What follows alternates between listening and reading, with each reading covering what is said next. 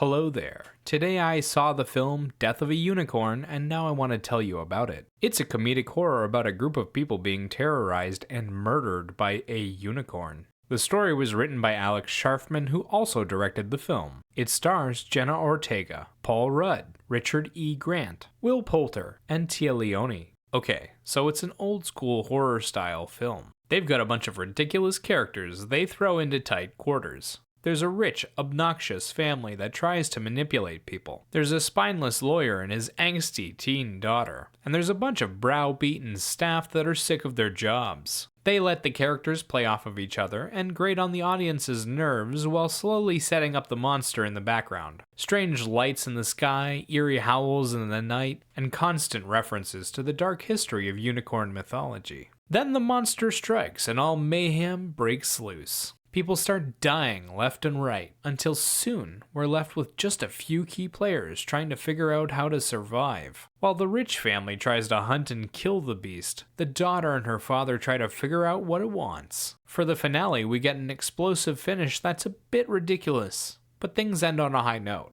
The cast put on one-note performances, creating comedy through their dialogue and reacting in fear to the horrors put in front of them. Paul Rudd and Jenna Ortega also get to do a little bit of emotional work. Visually, the film involves a single location, a few practical effects, and a lot of CGI green screen work. The story takes place in a mansion by the lake and mostly sees the characters running around the property trying to avoid the unicorn's horn. One by one, they're picked off, gored, and ripped in half. Sound-wise, the film employs a lot of instrumentals, complex pieces that follow the story beats precisely and attempt to elevate the scenery by introducing tension and emotion. Alright, so let's talk about what worked. The story is fairly solid for a fantasy film about a magic horse killing people. It's straightforward and easy to follow. They do a good job of explaining the unicorn, the situation, and hinting at what it wants. They don't stray too far from the path, and they keep things very simple. The story is also exciting on paper. In the first half of the film, there's a little bit of mystery and death, with them brutally executing the unicorn twice. They also sit around highlighting the absurdity of the rich family and pontificating about the magical properties of unicorn blood.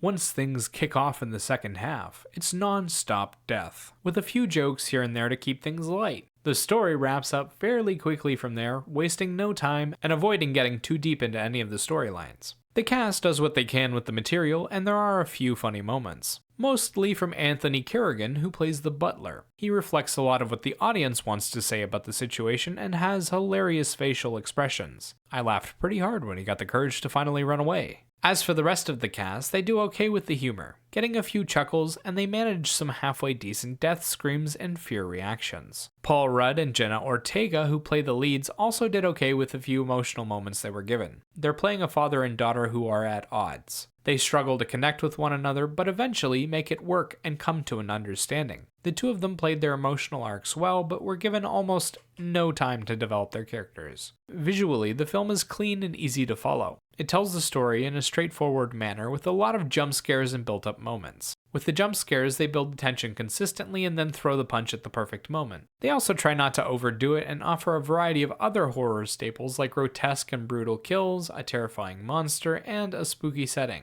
The action is mostly CGI, but if you can get past it, the film is decently entertaining. Sound-wise, the tracks are fairly generic, but work for what it's trying to do. They build up the emotions and tension well, and then use the music to release it in big waves. The music never feels like it takes center stage, but it's always there supporting the story. On the negative side of things, the CGI is pretty awful, the soundtrack feels like it missed some opportunities, and the cast isn't given much to do. Starting with the cast. They're all good actors, so they should be able to play memorable characters. Instead, the film cuts around a lot and never gives any of them the chance to do anything more than basic humor and horror reactions. There are no big emotional swings. There isn't anyone you want to root for, and so there's no emotional stakes. It's just watching people you don't care about die. It isn't the actors' fault, though. The story never gives them the chance to develop. The soundtrack isn't bad by any means, but they had a chance here to stand apart from the rest of the genre and didn't take it. Like most films of today, they used the standard scored instrumental pack.